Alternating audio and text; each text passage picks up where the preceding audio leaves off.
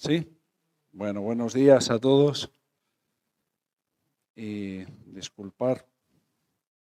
Bueno, eh, primero decir que qué importante lo que nos ha estado hablando Mario al principio en cuanto a, bueno, al deseo, ¿no? Al anhelo que debe de hacer de alabar a Dios.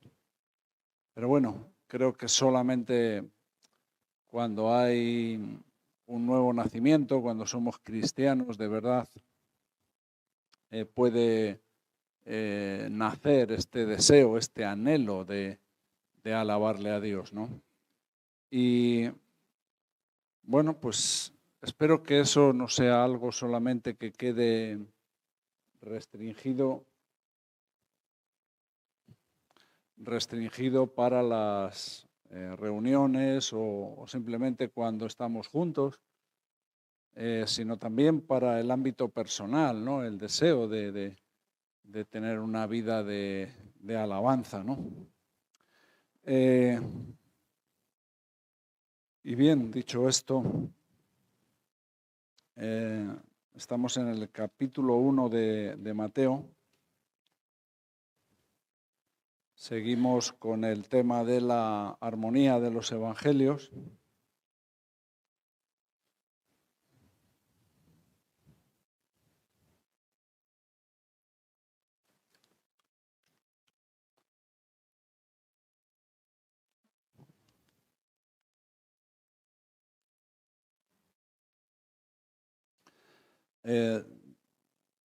Ya lo hemos dicho otras veces, normalmente cuando uno toma interés por leer el Nuevo Testamento, estos 17 primeros versículos que vienen aquí, uno le resta importancia, ¿no? Dice, bueno, esto es una lista de nombres y como que no tiene mucha importancia, que no tiene mucho valor teológico. Y bueno, y uno normalmente empieza a leer aquí a partir del versículo 18, ¿no? Pero hoy vamos a leer estos 17 versículos. Posiblemente algunos sea la primera vez que los lea. Y vamos a ver, ¿no? Por qué Mateo no es que le sobraban hojas en su cuaderno y dices, bueno, pues voy a hacer aquí la lista para que se sepa, sino ver el valor, la importancia de por qué tenemos que saber esta genealogía, esta lista de los antepasados, bueno, padres, abuelos, tatarabuelos, hasta Abraham en cuanto a la persona de Jesús, ¿no? Y bueno, empezamos, leemos desde el versículo 1, libro de la genealogía de Jesucristo, hijo de David, hijo de Abraham. Abraham engendró a Isaac, Isaac a Jacob, Jacob a Judá y a sus hermanos. Judá engendró de Tamar a Fares y a Zara, Fares a Esrom y Esrom a Aram. Aram engendró a Aminadab, Aminadab a Naasón y Naasón a Salmón. Salmón engendró engendró de Rahab a Bod, Bod engendró de Ruth a Obed y Obed a Isaí. Isaí engendró al rey David y el rey David engendró a Salomón, de la que fue mujer de Urías. Salomón engendró a Roboam, Roboam a Abías y Abías a Asa. Asa engendró a Josafat, Josafat a Joram y Joram a Ucías. Ucías engendró a Jotán, Jotán a Acaz y Acaz a Ezequías. Ezequías engendró a Manasés, Manasés a Amón y Amón a Josías. Josías engendró a Jeconías y a sus hermanos en el tiempo de la deportación a Babilonia. Después de la deportación a Babilonia, Jeconías engendró a Salatiel y Salatiel a Zorobabel. Zorobabel engendró a Abiud a Eliakim y Eliakim a Azor. Azor engendró a Sadoc, Sadoc a Akim y Akim a Eliud. Eliud engendró a Eleazar, Eleazar a Matán, Matán a Jacob. Y Jacob engendró a José, marido de María, de la cual nació Jesús llamado el Cristo. De manera que todas las generaciones, desde Abraham hasta David, son 14, desde David hasta la deportación a Babilonia, 14, y desde la deportación a Babilonia hasta Cristo, 14.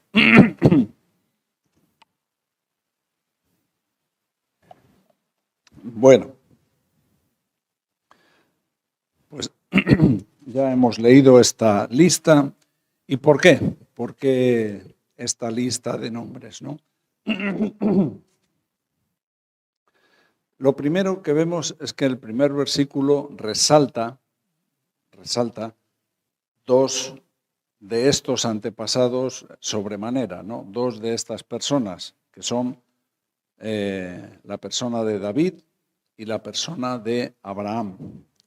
De alguna manera exalta o pone en valor, en importancia, estos dos nombres. Especialmente que sepamos que dentro de estos 42 generaciones que están hablando aquí, 3 grupos de 14, estas 42 generaciones, quiere que especialmente, para empezar a leerlo, sepamos que Jesús es hijo de Abraham y es hijo de David. Esta genealogía de Jesús, esta es la genealogía especialmente que viene por la línea de José. Claro, todos sabemos que José no fue el marido de María, pero no fue el padre biológico, no tuvo parte, sino que Jesús fue nacido por obra del Espíritu Santo, por el cual concebió María, su madre. Pero algunos llaman a esta genealogía la genealogía legal. La genealogía legal quiere decir la que a Jesús, por ser quien era su padre y todo el resto de la ascendencia, le da derechos dentro del linaje de David. Y esto es importante. ¿Por qué es importante? Porque hay algo que no hemos estudiado, que algún día tenemos que hacerlo, que son los pactos. Los pactos. Y especialmente, bueno, todos tienen su importancia, el pacto palestino, el pacto de la redención, el pacto de las obras, cada uno tiene su valor y su importancia, pero especialmente el pacto de Abraham, que por un lado está dirigido al pueblo judío, le promete al pueblo judío una tierra.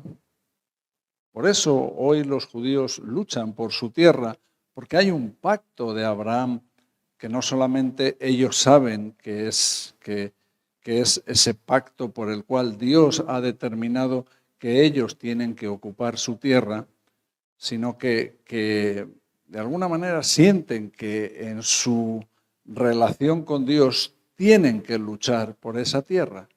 Entonces no solamente es un pacto sobre la tierra, sino es un pacto en el cual dice: todas las naciones serán benditas. En la simiente de Abraham, todas las naciones serán benditas. Y esto se cumple especialmente en la persona de Jesucristo. Así que ahí hay un pacto, que es el pacto de Abraham, y otro pacto importante, que es el pacto de David, por el cual Dios promete que habrá una descendencia del linaje de Judá, en el cual no faltará quien se siente en el trono y además será un reinado eterno.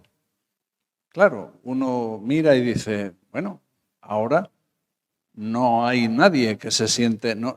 Israel es una nación, es una especie de república, no es un reino, no hay un trono. No hay un trono.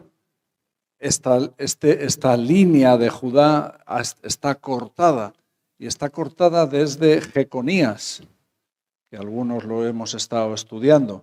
Está cortada desde la deportación a Babilonia. Pero sí que hay una promesa en cuanto a la segunda venida de Cristo, que se sentará en el trono de David. Cristo es el heredero legal, el que por legalidad, por derechos, por quien es su ascendencia, tiene el derecho a sentarse en el trono. Porque en el trono de David solo se podía sentar la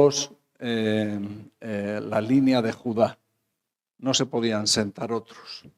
Vemos que en los tiempos de Herodes son otros los que estaban sentados, pero sin los derechos legales, que eran los idumeos, ¿no? Los que estaban sentados en el trono de Israel. Todos los Herodes, los diferentes Herodes que hubo, Herodes Antipas, Herodes Tetrarca, Herodes el Grande, todos estos no eran descendientes de Judá, pero tomaron posesión. ¿Por qué? Porque eran pactos que había entre los romanos y este tipo de reyes que mantenían cierta fidelidad a Roma, y a Roma le interesaba tener a esta gente, ¿no?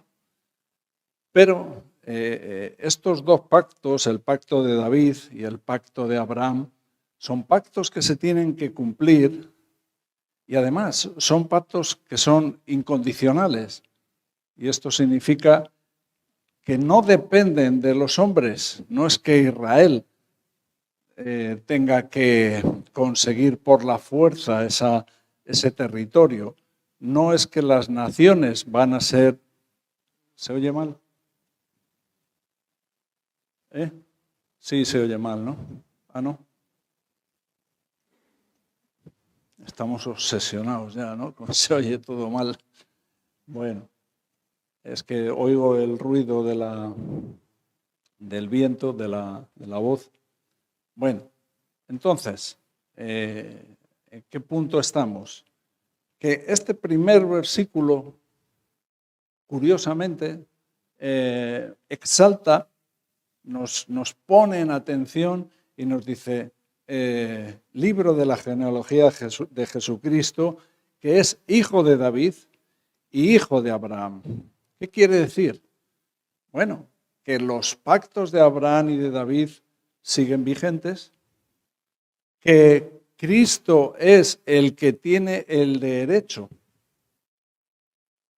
de una manera humana también a sentarse en el trono de Israel, y que cuando en el pacto de Abraham nos dice que todas las naciones van a ser benditas en él, aquí vemos también, ¿no?, que Cristo es el que cumple estos pactos, el que les da cumplimiento. Así que ya hemos dicho que esta genealogía de Mateo es la genealogía de José, del padre. Luego tenemos a Lucas, que lo estudiaremos el domingo que viene, es la genealogía de María, aunque hay algunos ajustes y cosas, ¿no?, que pueden ser extrañas. Bueno, ¿por qué es importante? ¿Por qué estoy dedicando todo este tiempo a enfocarnos ahí y en este primer versículo? Porque esta genealogía, esta lista de nombres, especialmente a lo que quiere dirigir nuestra atención es a la fidelidad de Dios. Dios cumple sus promesas. Si Dios ha sido fiel con un pueblo como el de Israel, si Dios ha mantenido sus pactos a pesar de la idolatría, a pesar de la infidelidad de Israel, Dios va a hacer lo mismo contigo. Esto es algo que tienes que aprender. Si Dios ha sido fiel hasta el máximo con el pueblo de Israel, esto te tiene que dar una confianza, una seguridad de decir, Dios va a cumplir su pacto, el nuevo pacto que es en Jesús, que es incondicional también, que es una obra completa de Dios. Es Dios el que nos redime, nos rescata de nuestros pecados.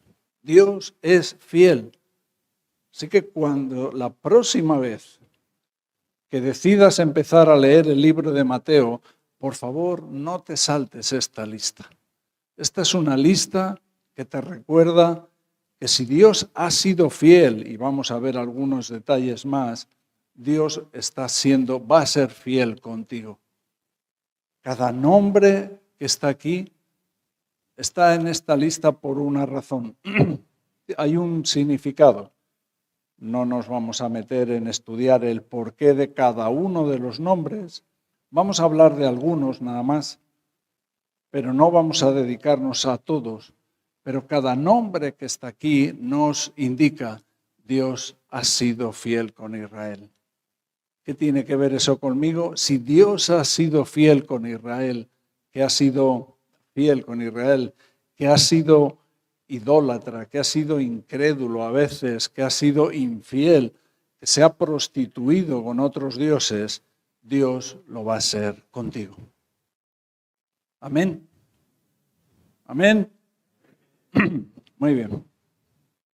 Dios cumple sus promesas.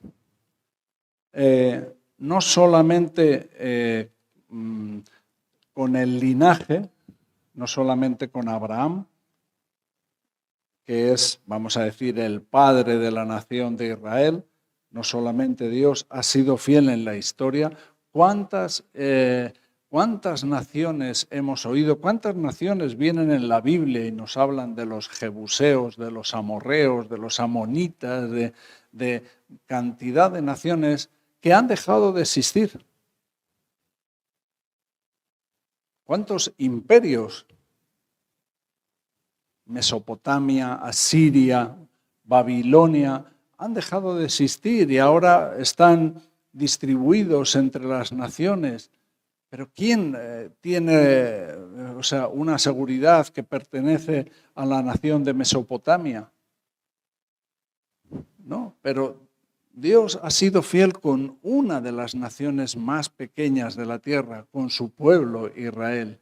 Y a pesar de haber estado 400 años de esclavitud en Egipto, a pesar de 70 años de esclavitud en Babilonia, a pesar de montones de siglos, las tribus del norte como esclavos en esclavitud con asirios, a pesar de la Segunda Guerra Mundial, a pesar de la Inquisición española, a pesar de Stalin y su criba y los millones de judíos que mató, Israel sigue siendo una nación, y una nación fuerte. Es la única nación que tú verás en el mundo que está rodeada de sus enemigos y sobrevive. Y sobrevive.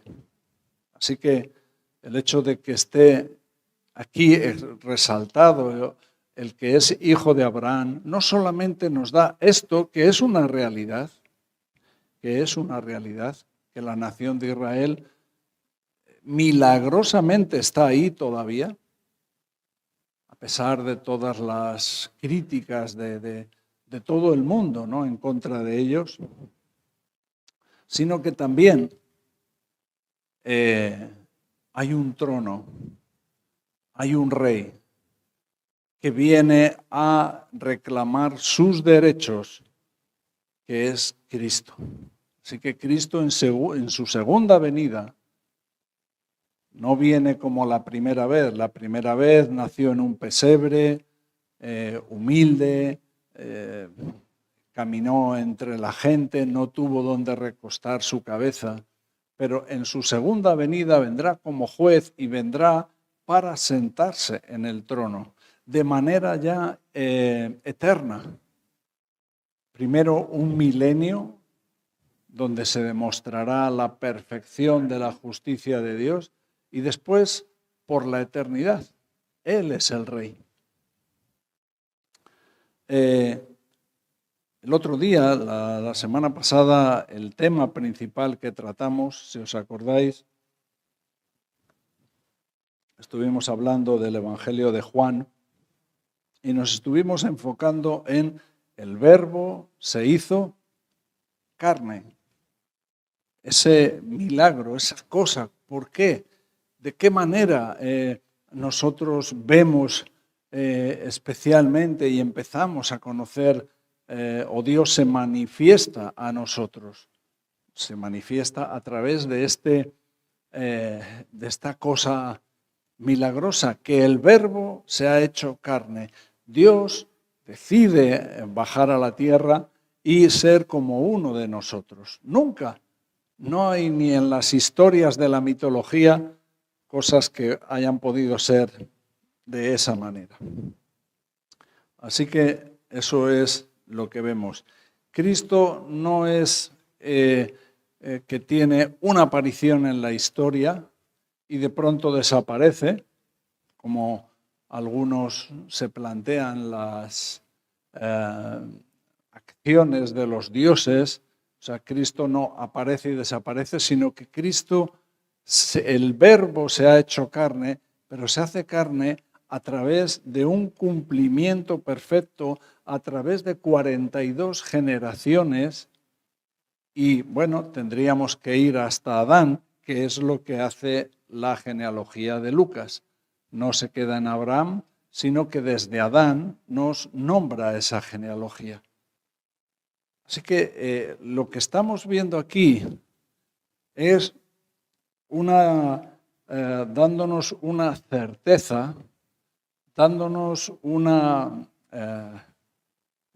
que podamos ver cómo el cumplimiento de que el Verbo se ha hecho carne es algo tremendamente real, a través de padres a hijos, y a sus hijos y a sus hijos. Ahí, a pesar de la debilidad del hombre, Dios se ha mantenido fiel en cumplir sus promesas y lo ha hecho a través de la historia, a través de 42 generaciones.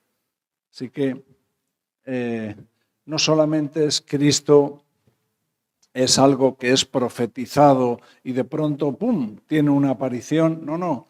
Esta genealogía nos habla de una humanidad, de que el Verbo se ha hecho carne de manera completa.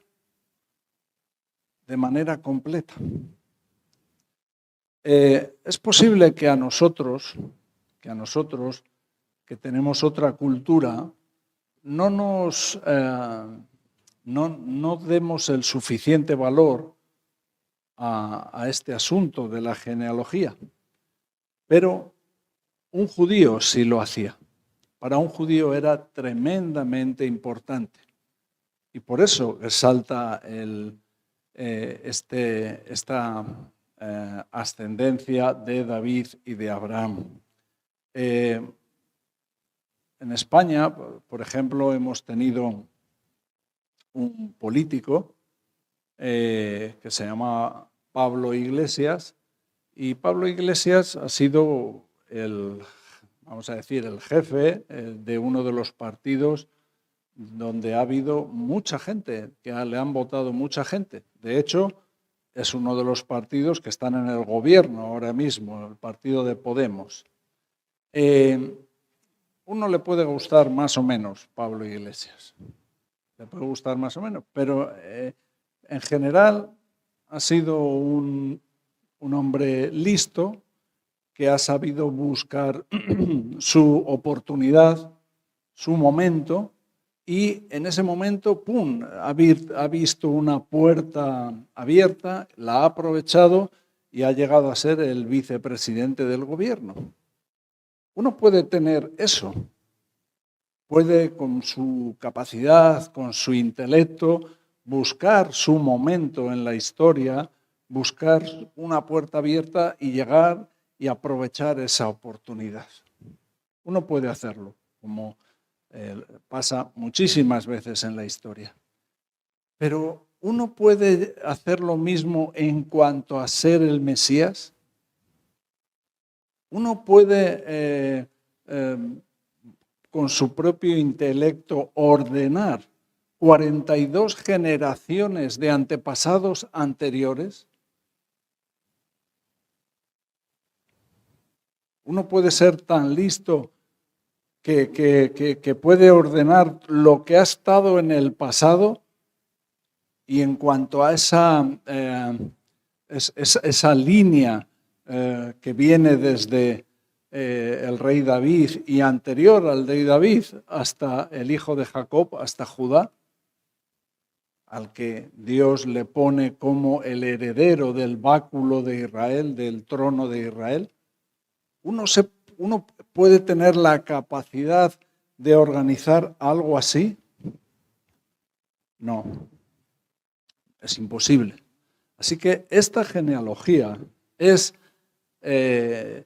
no es una puerta abierta a una situación que se ha aprovechado.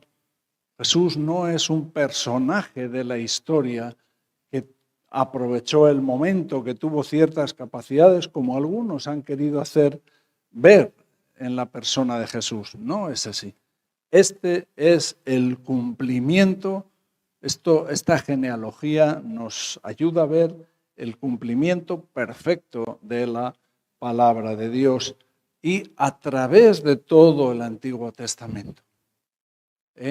Tenemos el Antiguo Testamento, tenemos todas las copias, todo lo que nos ayuda a ver la importancia de esta genealogía, estos derechos. Mateo es un libro que está especialmente escrito para los judíos. Por eso, Mateo empieza con la genealogía en Abraham, que es el padre de los judíos.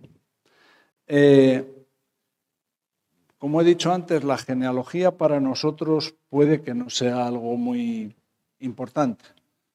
De hecho, pues no todo el mundo. Yo tengo una hermana que sí que está recopilando, intentando hacer el árbol genealógico de nuestra familia. Yo no sé si quiero saberlo, de dónde venimos. Pero bueno, para algunos es algo curioso, pero para un judío no es un asunto curioso. Hay otras culturas que también le dan mucha importancia, pero especialmente un judío. ¿Por qué? Bueno, un judío no podía vivir en cualquier sitio.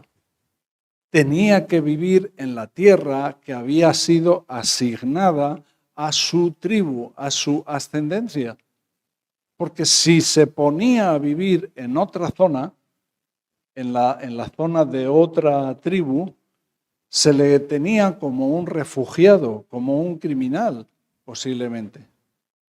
Así que cada uno de ellos, los de Judá vivían con los de Judá, los de Zabulón con los de Zabulón, los de Aser con los de Aser. O sea, cada uno vivía con su tribu y no se mezclaban, por lo menos al principio, ahora sí. Pero esto era muy importante para ellos.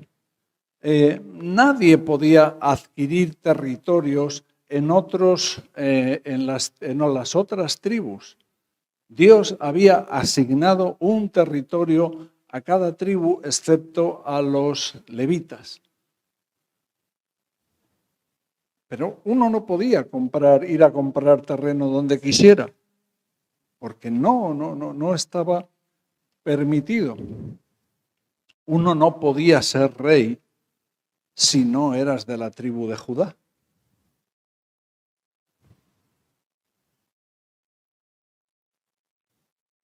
Aunque hemos visto en la historia algunas situaciones que pasaron, pero el trono estaba reservado para la línea de Judá. O uno no podía ser sacerdote, aunque fuera muy devoto, si eras de la tribu de Neftalí o de Isaacar.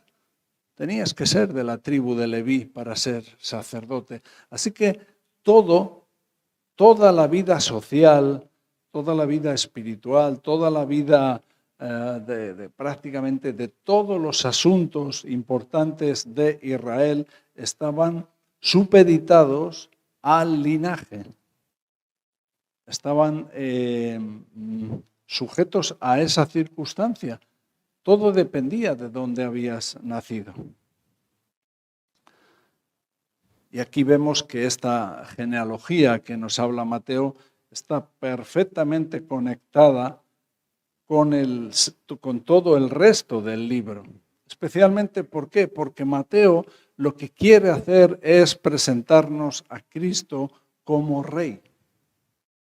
Entonces, ¿qué es lo que hace?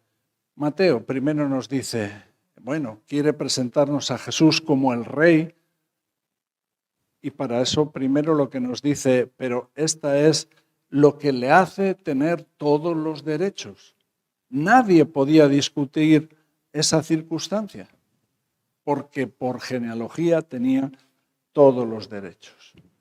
Cualquier persona en el mundo que no conozca, que nunca haya oído hablar de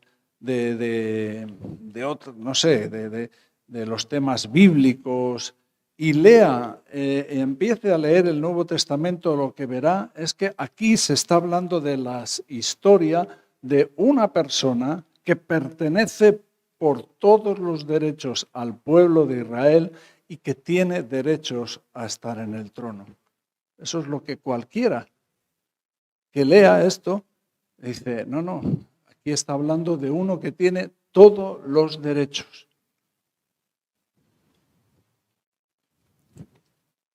También hay algunas cosas curiosas. Hay 4 nombres. Versículo 7. Salomón engendró a Roboam. Este nombre, Roboam. Versículo 8. Asa engendró a Josafat y Josafat a Joram y Joram a Uzías. Este nombre, Joram, sí que Roboam, Joram. Luego en el versículo 10, Ezequías engendró a Manasés y Manasés a Amón. Este Amón también. Y en el versículo 11, Josías engendró a Jeconías y a sus hermanos en el tiempo de la deportación de Babilonia. Estos 4 nombres que hemos leído, Roboam, Joram, Amón y Jeconías. ¿Qué tienen de particular estos nombres? Bueno, si uno dedica el tiempo suficiente a ver cada uno de estos nombres, quién eran y cuál es su papel en la historia, una de las cosas que verás es que estos 4 nombres son hijos de reyes que fueron, en cierta manera, vamos a decir, buenos reyes. Tenemos ahí la historia de Salomón, pero en general, el testimonio de por lo menos, o si no es de toda su vida o de gran parte de su vida, era un buen testimonio. Vamos a dejar a Salomón ahí en un paréntesis. Todos, vamos a decir, tenían buenos padres, pero ellos, cada uno de estos 4, Roboam, Joram, Amón y Jeconías, fueron malos, muy malos. Así que tenemos hijos malos de padres, vamos a decir, buenos. ¿Y esto qué tiene que ver? Bueno, tiene que ver en el sentido de que la gracia, los atributos del hombre no le vienen por linaje, no le vienen por ascendencia. Aquí no nos está contando la historia de gente perfecta, de gente que fueron súper intachables y por eso esa es la genealogía. O sea, como que el hombre se mantuvo puro en esas 42 generaciones, por eso dio el resultado de una persona como Cristo. No, vemos a Cristo limpio de pecado, 3 veces santo, Vemos a Cristo en su perfección, a pesar de que en su ascendencia hay gente como estos.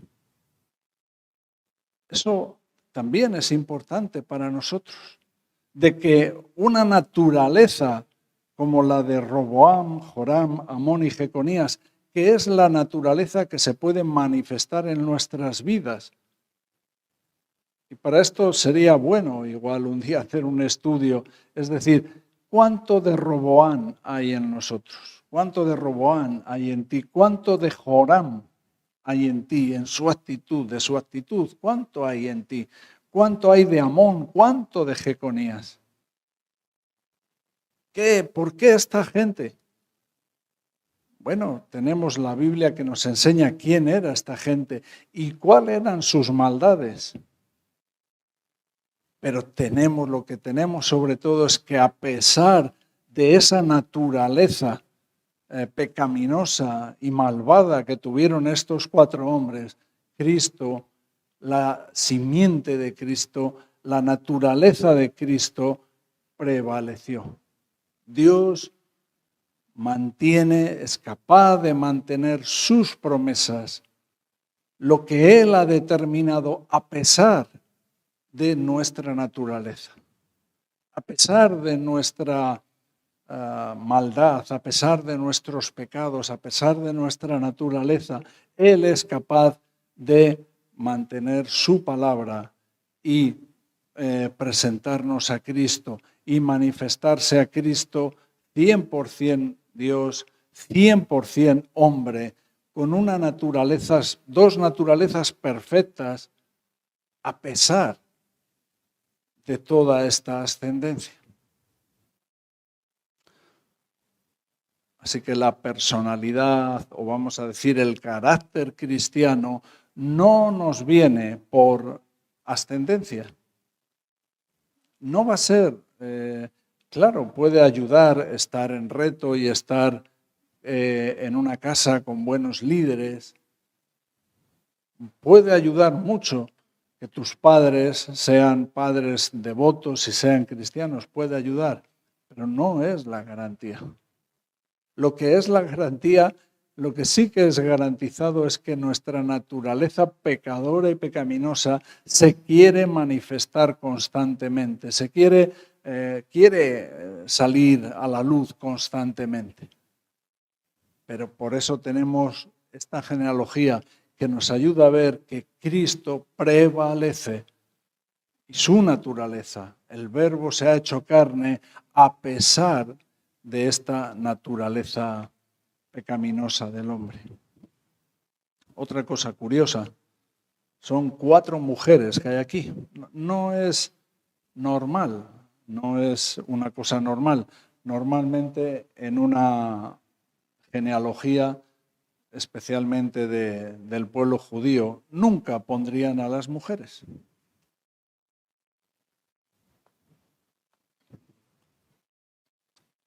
Nunca lo harían. Y si tú estudias las genealogías de las distintas casas reales en Europa, las casas reales que han estado en España, nunca se menciona a las mujeres. Son líneas genealógicas de hombres, siempre. Siempre ha sido así. Pero resulta curioso que aquí hay 4 mujeres y encima 4 mujeres con unas características muy especiales. Versículo 5. Salmón engendró de Rahab a Boz, Boz engendró de Ruth a Obed y Obed a Isaí. ¿Quién es esta Rahab? ¿Qué sabemos de ella? ¿Qué nos dice la Biblia que quién era Rahab? ¿Quién era? Una prostituta. Aquí, o sea, en el medio de la genealogía, justo antes, estamos llegando al nacimiento del rey David y aquí vemos una prostituta, Rahab. No solamente una prostituta, de Rahab Salmón engendró de Rahab a Boz. Y el hijo se casa ¿con quién? Con Ruth. Se junta con Ruth. ¿Ruth quién era? Una moabita descendiente de Lot, del primo o el sobrino de Abraham, de Lot, cuando Lot, en una situación de incesto, se junta con una de sus hijas y dan a luz a esta línea, a los moabitas. O sea, con una descendiente moabita que viene de un incesto. No sé si se puede estar peor. Esa era Ruth. Seguimos.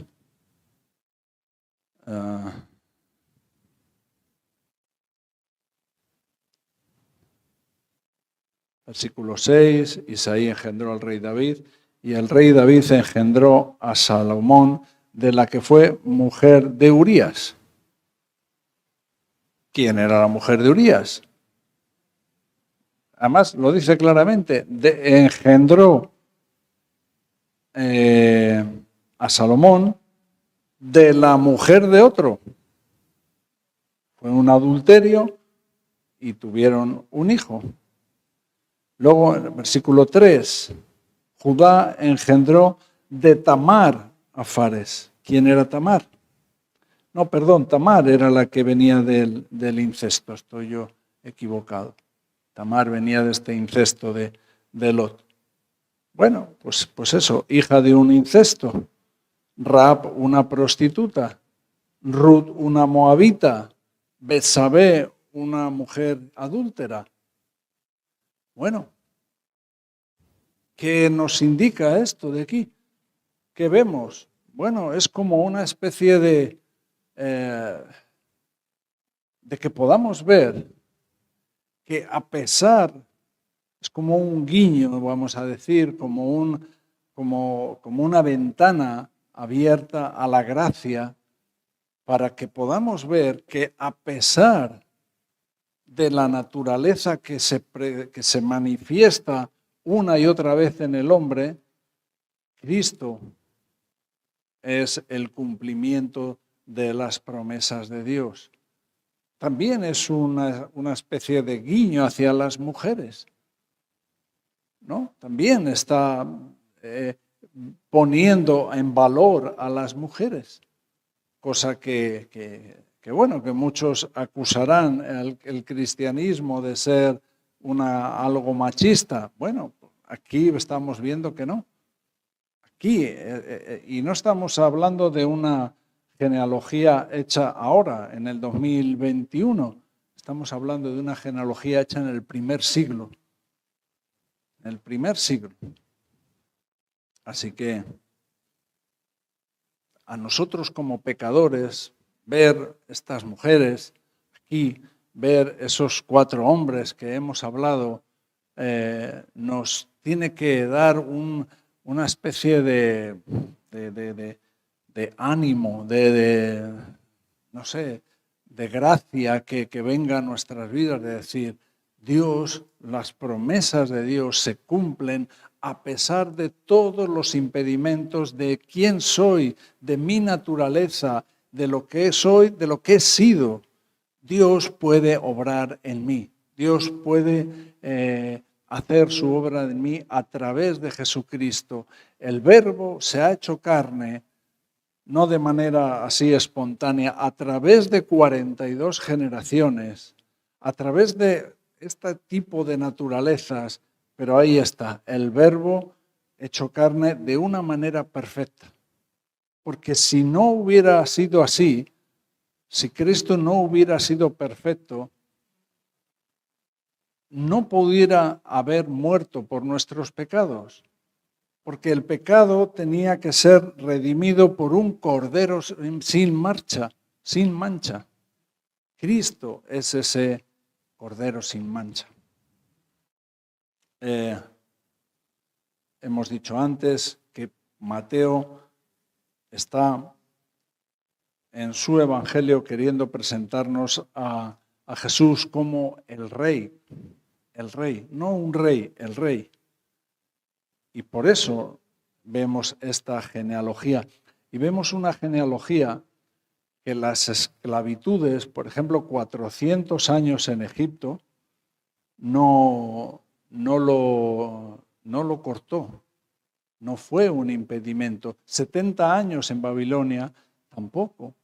Esta naturaleza pecadora tampoco impidió que Cristo al final fuera ese cumplimiento del plan de Dios, de las promesas de Dios.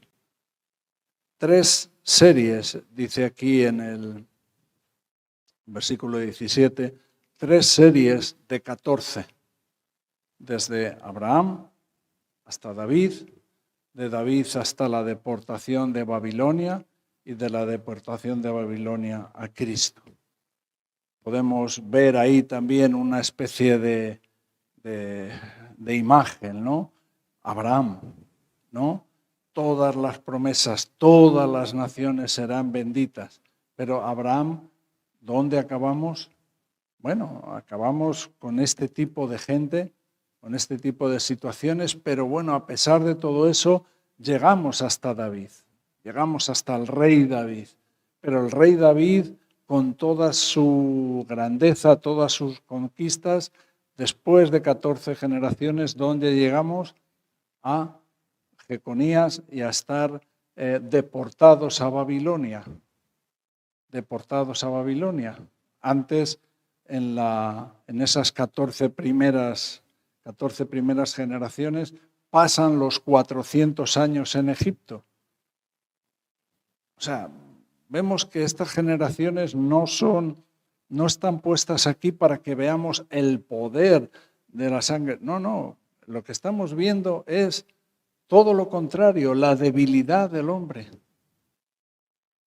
Como el hombre una y otra vez en esclavitud, una y otra vez manifestando su naturaleza, su pecado, pero al final de todo tenemos a Cristo, el Rey eterno.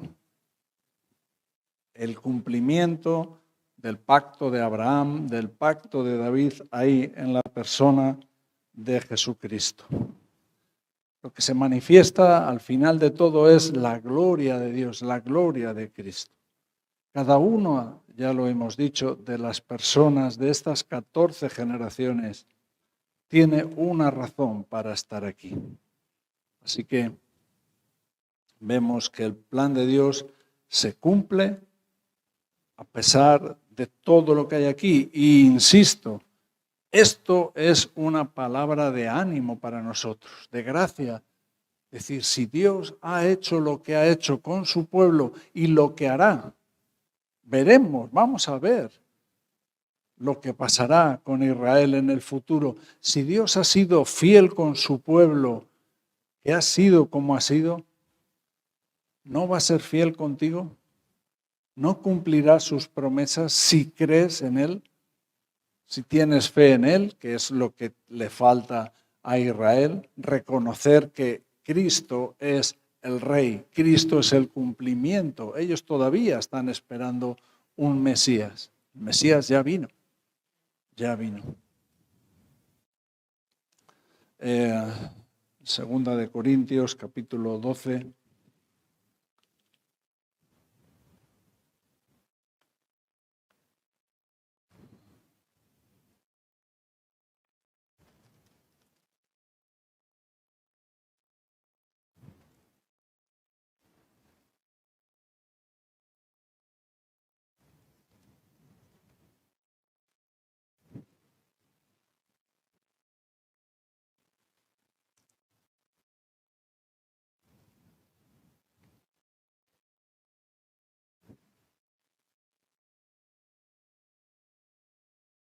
Versículo 9.